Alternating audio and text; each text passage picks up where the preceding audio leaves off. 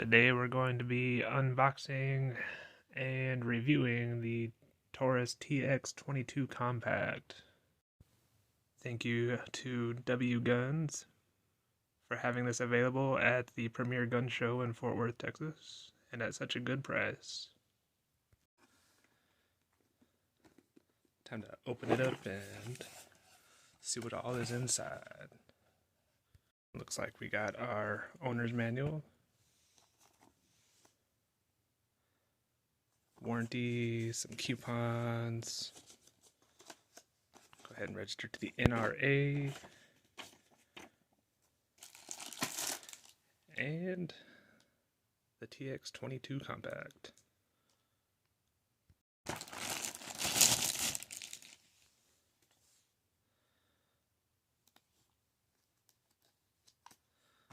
So I've got an extra magazine. Looks like it came with a speed loader.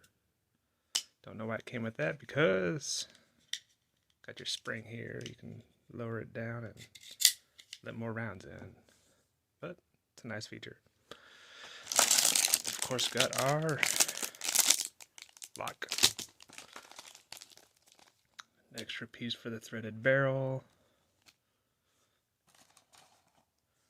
And the zip tie they took off for me. Thanks, guys. Let's go ahead and take this stuff off.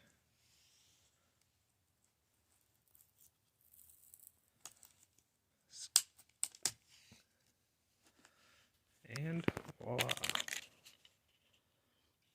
like it's got a semi-skeletonized slide, 22 long rifle, the other magazine,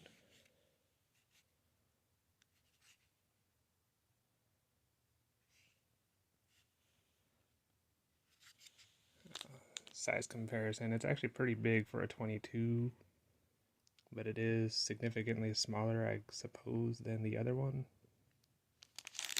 The full-size version, that is. By comparison, here you go. We have a M&P Shield 40, we have a P365, and then the Taurus as well. It's actually kind of big compared to all the other models. Slightly bigger than the 40. Definitely way bigger than the 365. So if you're looking for concealability, there's definitely better options out there. But that's not why I purchased this firearm. I purchased it to have fun with cheap ammo. So hopefully it will perform. That's what I'm counting on. So I went ahead and opened it up. Make sure we have nothing in the chamber. Barrel obviously threaded. Kind of smaller. Got the trigger pull, and then it actually resets to about there. So you've only got about that much action for the single action.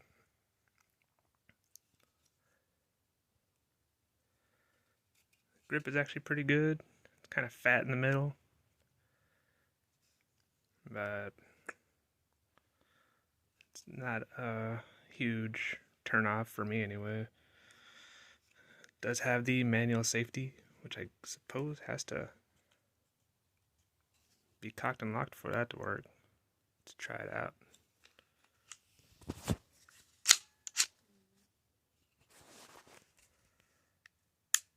Yep.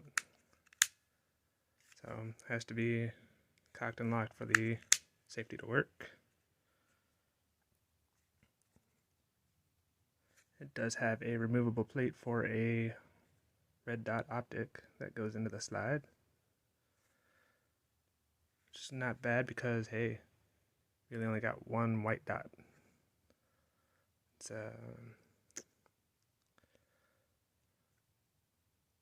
these days I kind of would expect there to be at least 3 white dots, but I don't know.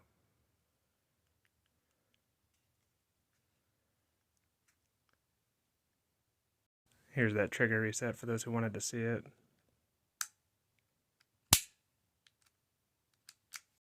let's get down to the breakdown. It does have to be unprimed, I suppose you would call it. Then you just grab this little guy right here and pull it down, and it kind of just releases the slide. One-handed disassembly.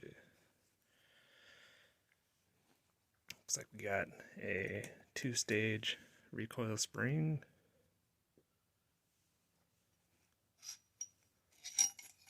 And our barrel.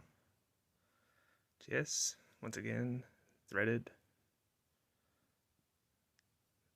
Neck down for the 22 barrel. Let's try and get a better. There you go. 22 long rifle.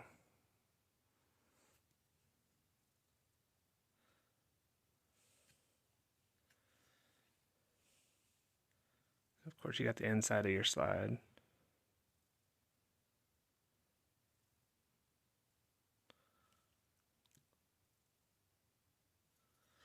Time to clean all this oil off and take it to the range.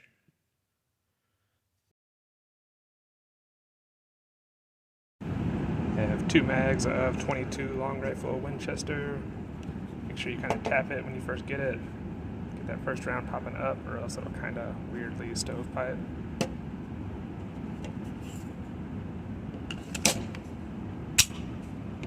We're hot.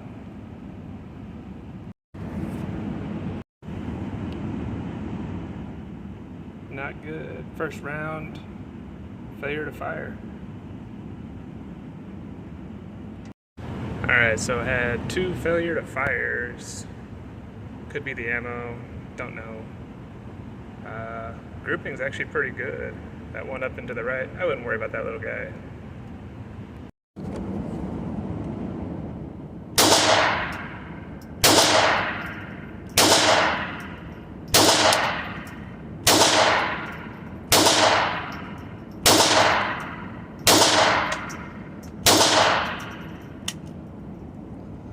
Got another failure fire.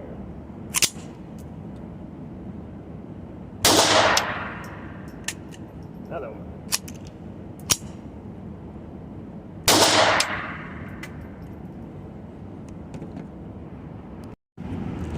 First 2 mags were out of this Winchester Super X 40 grain round nose. We had 2 magazines, 4 failure to fire. So now we're moving over to the CCI hollow point, 36 grain.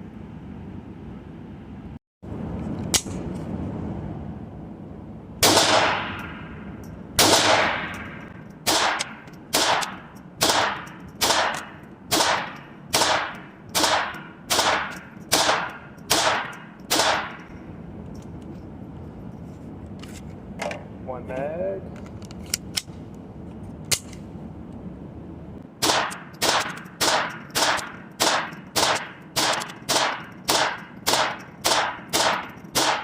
Two mags, clear. No problems. Could be the ammo. Now, so far I'll say this thing is accurate to a T. It's 4 mags, and the furthest away it's gotten was that one little guy that we're not going to worry about. So everything else is practically center mass.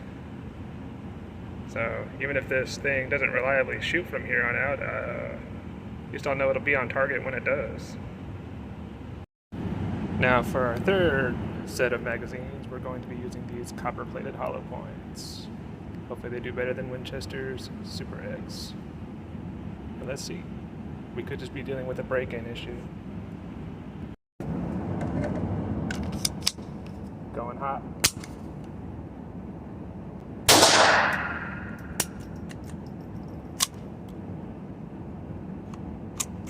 Failure to feed.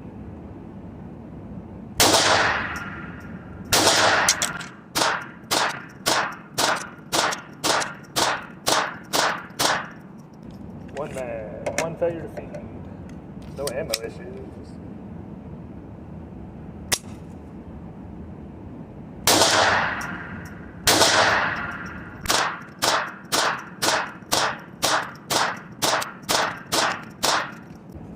No problems.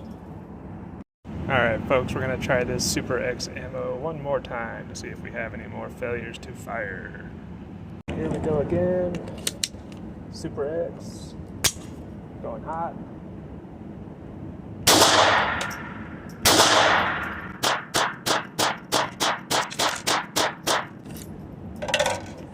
No failures, magazine 1.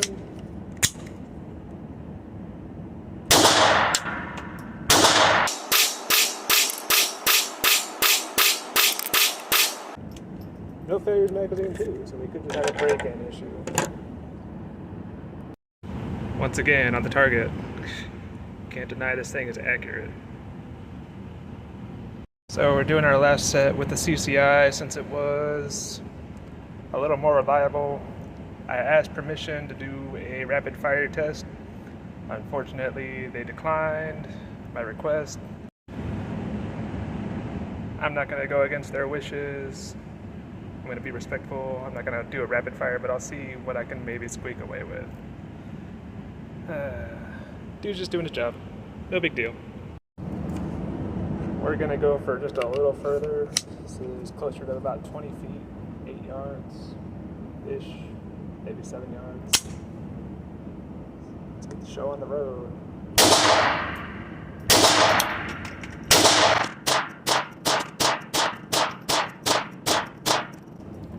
No problem. Second set.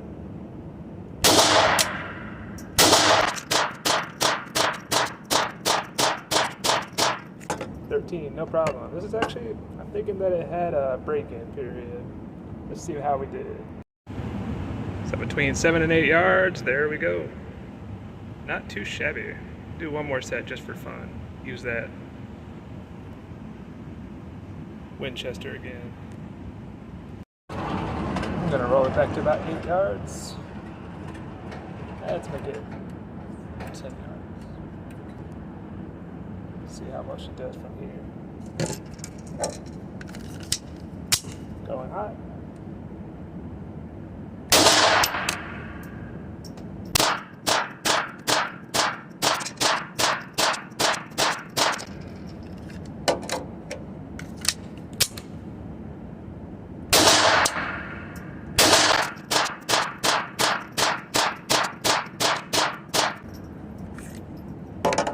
La la la la.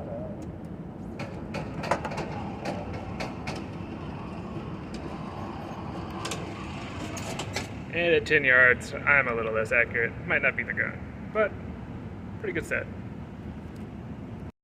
So that's it for this range day. We did 72 rounds of each. We really only had issues on the first few magazines, and then after that it kind of worked itself out. So all in all, I can say, yeah, it just had a break-in issue, and I can honestly say that it shot straight, shot true. As of right now, I wouldn't say that this is something that I would trust my life with, but it is definitely fun at the range. Future testing may prove it to be a little more reliable than it is right now, but I'm happy with the purchase. Well, it got a little dirty, so let's go ahead and clean it up.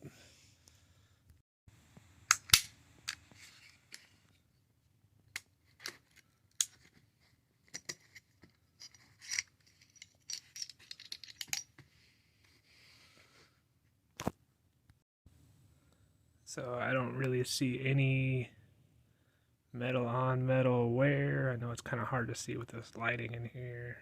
Let it focus. Everything seems to be doing pretty good, holding up just fine. Let's see if I can get this to focus.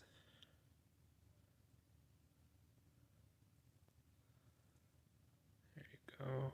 I think that's just a piece of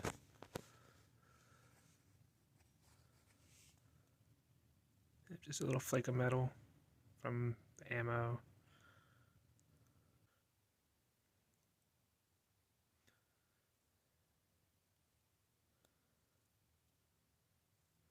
Lots of residual gunpowder here and there, but I got it cleaned up again and everything looks good. No damage or anything past normal wear and tear that you would expect, and Really not going to complain. Had the few failures to fire and that one failure to feed.